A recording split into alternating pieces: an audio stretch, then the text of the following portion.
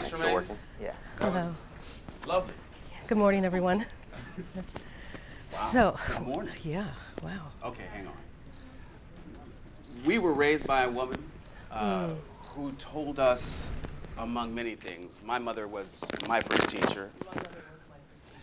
Among the many things our mother taught us was that it is always appropriate to speak when spoken to. Yes. Right? And so we'll say again, ladies and gentlemen, good morning. Good morning. Good morning. See? Thank now you. there's life. Thank you. In this Thank room. you. Good morning. Thank you. So, Say again? hello? My mic doesn't sound like it's on? Can everyone hear me? Oh, so, okay. All right. Yes. So I want to. We don't need microphones. We don't need mics. So I want to start by talking about where we come from. Well, we've never done this We before. have never done this before. We've so never this is really done this interesting. before. Yeah, this is very cool. So I want to talk about where we come from, who we come from.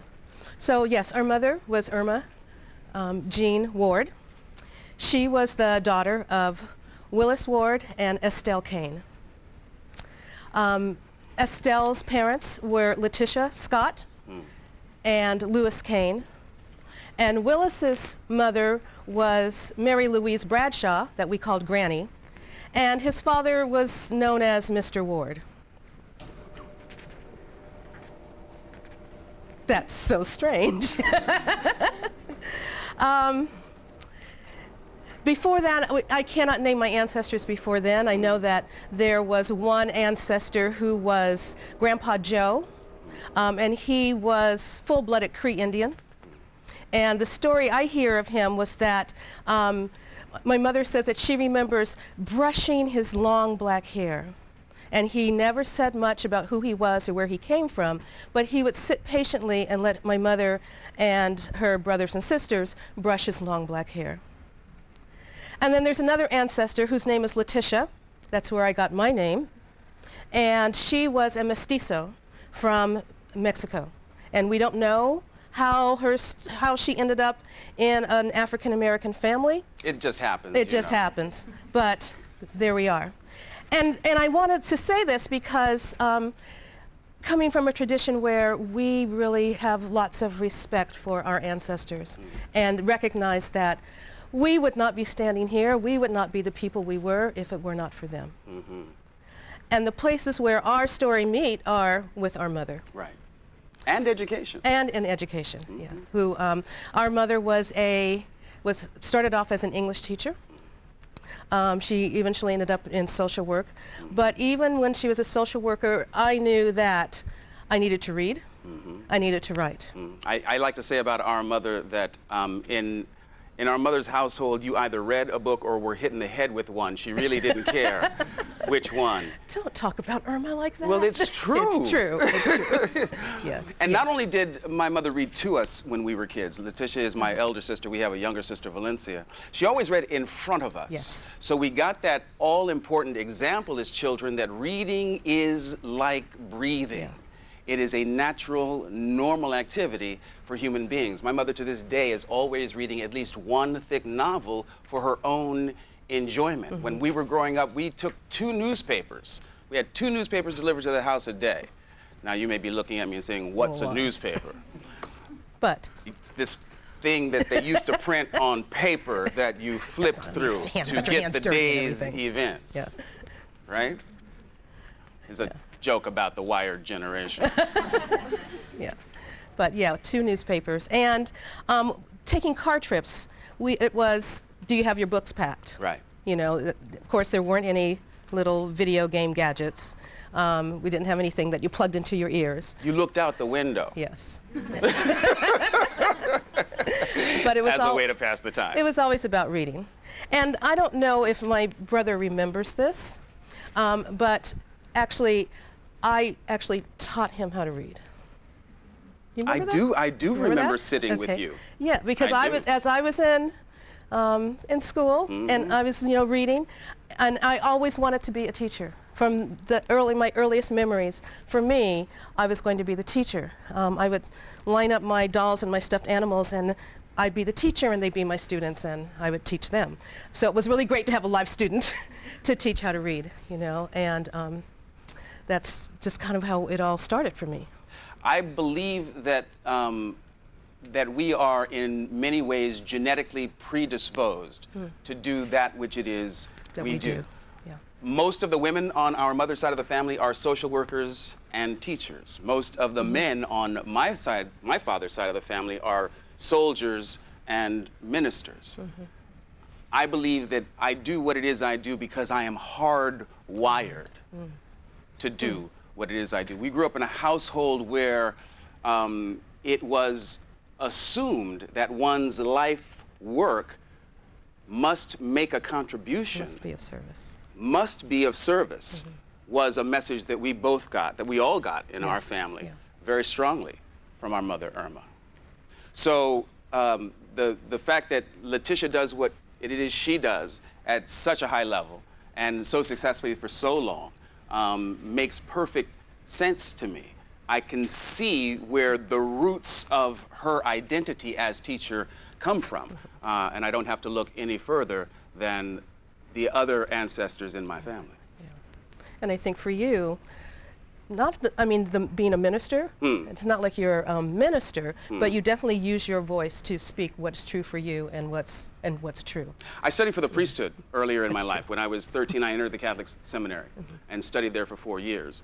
So before I decided that, that acting and communications was going to be my life's calling, I thought that my work would be in the ministry. I feel very strongly now that what I get to do is have an impact on the world without having to wear a collar. I consider myself to be what I refer to as a spiritual warrior who lives and works in the world.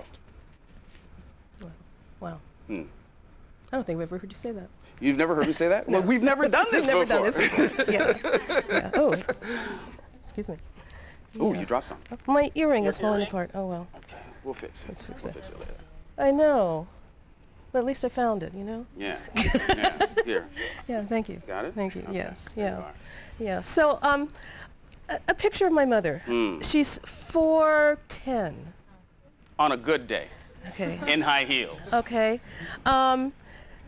She is the most feisty, most tenacious, but most loving and dear woman that you would ever want to meet. Well, let me put it to you this way.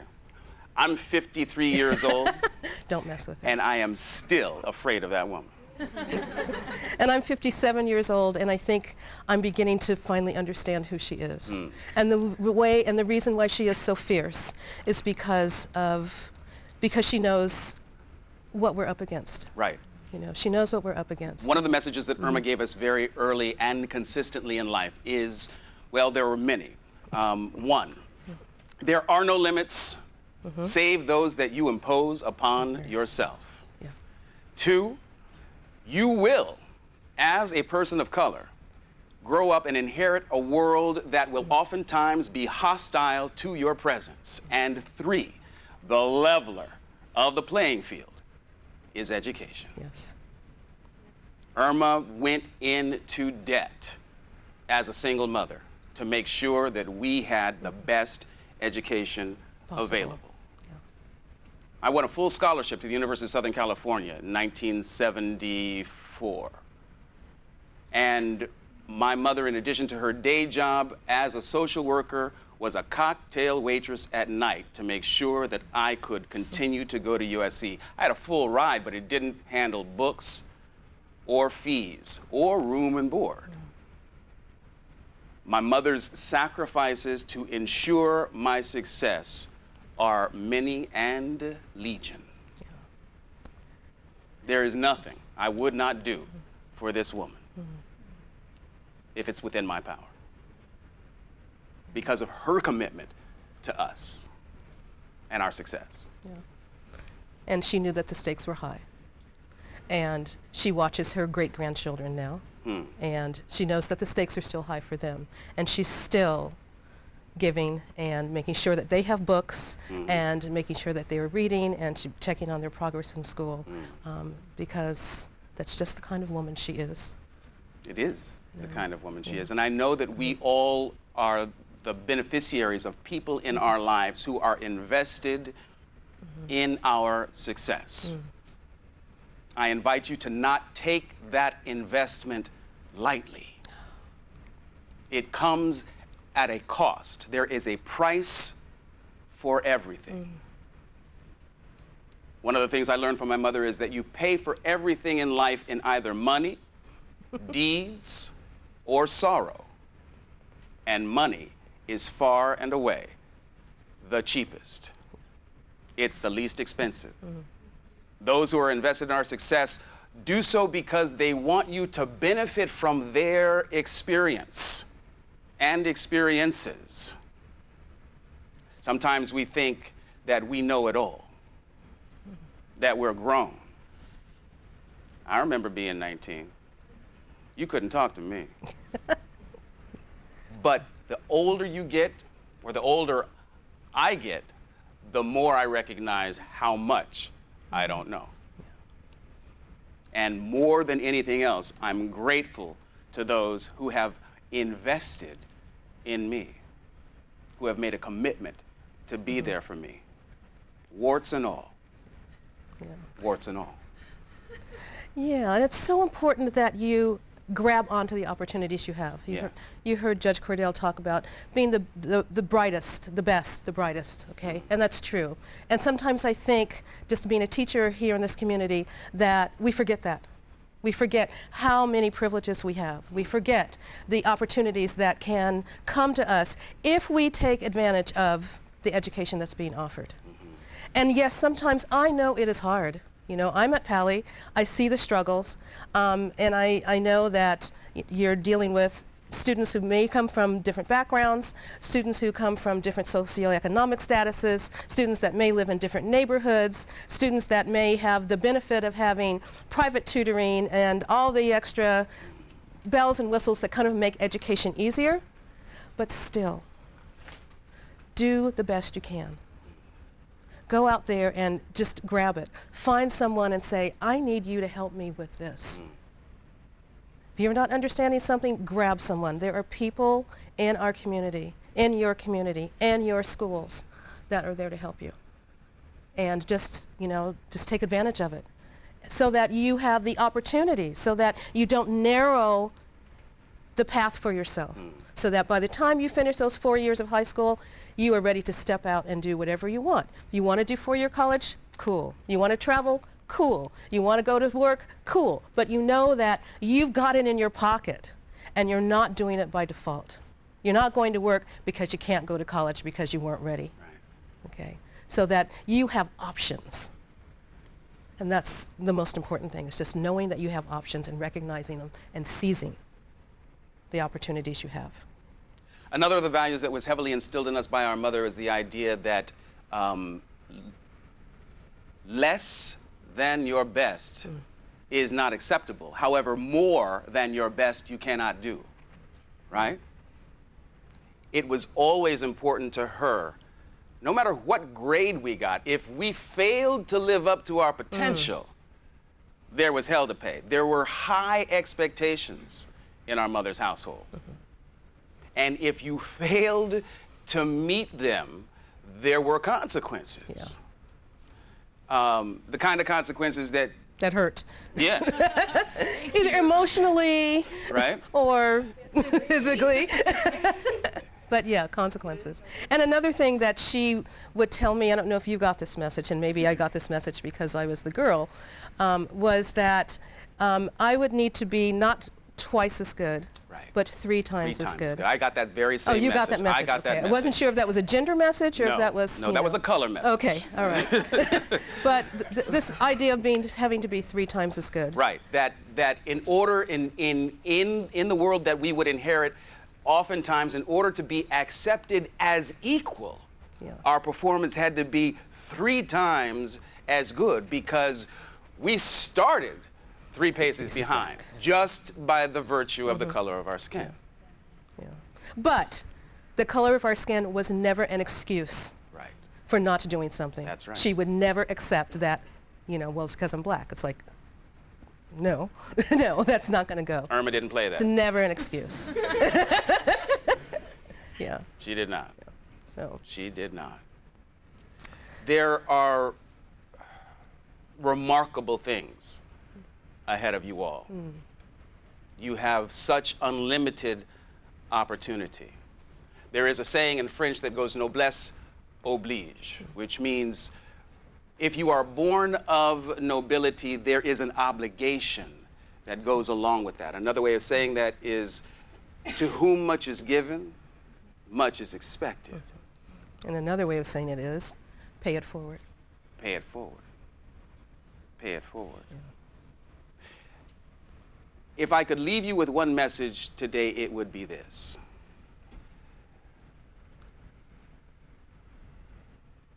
Human beings are hardwired to manifest that which we focus our attention on. Does that make sense to you? An example. I'm a big science fiction fan. So becoming a member of, in fact, our whole family. Big science fiction fans. Big science fiction fans. Yeah. When I was a kid growing up in Sacramento, I read a lot of science fiction novels, and it was rare for me to see heroes in the pages of those novels who looked like me. Seeing Star Trek on TV, the original series, back in the day, said to me when I saw Nichelle Nichols as Lieutenant Uhuru on the bridge of the Enterprise in a command position, a black woman in a position of command in the future, what that said to me was, when the future comes, there is a place for you. I believe at the very core of my being that there was some kid watching those original episodes of Star Trek, like I did, who grew up and became a scientist and then an engineer and has invented a piece of technology that is more prevalent today than a toaster. How many of you, by show of hands, have either held or used a flip cell phone? Right? Yeah. That kid used to see those images of Captain Kirk reaching back to that secret Velcroed place on his hip, because there are no pockets in the future, apparently. And he would whip that thing out, flip it open, and he would call Scotty on the ship. That kid grew up and created technology. That which we focus our attention on is what we tend to manifest. Now, my message to you in terms of humans being hardwired to manifest is this. All of us have the following in common. We communicate in 3 basic modalities, and this is infallible. We communicate with our thoughts, we communicate with our words, and we communicate with our actions, right? Of these 3 modalities, thinking, speaking, and doing, which would you say is the most powerful and has the most impact on our world? Doing. That's a logical question, answer to the question. You can actually see, I'm picking up this pillow, I'm doing, I'm having an impact on the world in which I live. When in fact, the truth is this, our thinking is the most powerful of those 3 ways of communicating. The thoughts we think have an impact more than any other single activity we can engage in terms of determining the lives we lead and what it is we accomplish in life. Now, we're going to manifest from a place of consciousness, awareness, or unconsciousness, non-awareness, but manifest we will. So my encouragement then to you this morning is to become more aware of your thinking energy. What are we thinking about? And how are our thoughts impacting our world? Because whether you think you can or you think you can't, You're are right. absolutely correct. That's pretty good. Maybe we should take this on the road. We should take this on the road. Maybe we should. Maybe we should take this on the road. Thank you. Do we have time for quick questions and answers, or? Actually, let's ask, do we? Yes? Yes? Yes? Okay. Tremaine says yes. 5 minutes for Q&A, if anybody has a Q or an A. No? I thought y'all were more curious than this. You answered everything that I wanted to know. Really? Thank you, Janae. Okay. Okay. Well, if that is... Question over there? What is it like being part? I just recently watched a documentary called Trekkies. Yes. He just Come watched on a in. documentary called Trekkies. He in. wants to know what it's like being part of the Star Trek experience. Some people call it hysteria. I don't. Look, as I said before, I'm a huge Star Trek fan. Before I joined this family, I was a fan of the universe. Gene Roddenberry's vision of the future, as I said, it was not only one where I was represented, it was also one that I agreed with. Gene Roddenberry's vision of the future is one where human beings will have, at some point in our development, Figured it out. Resolved all the issues of race, class, sex, and politics and economy. That's the world I want to live in. That's a world that I want to help birth into being, where merit matters. The Federation is a meritocracy. If you can do the job, you've got the gig. Geordi is the best damn engineer in Starfleet. That's right. That's right. And I think that your fan base is very different than maybe some of the other actors in Star Trek because of the Reading Rainbow connection. Yeah, and I know when I've done a convention with him, and you see the fans come, and so you see little kids who just want to meet good buddy LeVar, and you see engineers who ask these really technical questions about the ship and blah blah blah and blah blah blah. And it's amazing. It's remarkable for me to be for human beings dealing with physical challenges what Nichelle Nichols was for me when I was a kid. Yeah. To let them know that they matter, that they count. Geordi was born blind, yet he sees more than everybody else, and his blindness is actually an asset. He does not experience it as a handicap. Good question. That was a good question. Thank you. Thank you. Yeah. Maybe a suggestion. If you ever wanted to do Reading Rainbow again, I totally support it. Well, I will let you all in on a little secret. For the last 10 months now, and we are very, very close, I've been spending a lot of time up here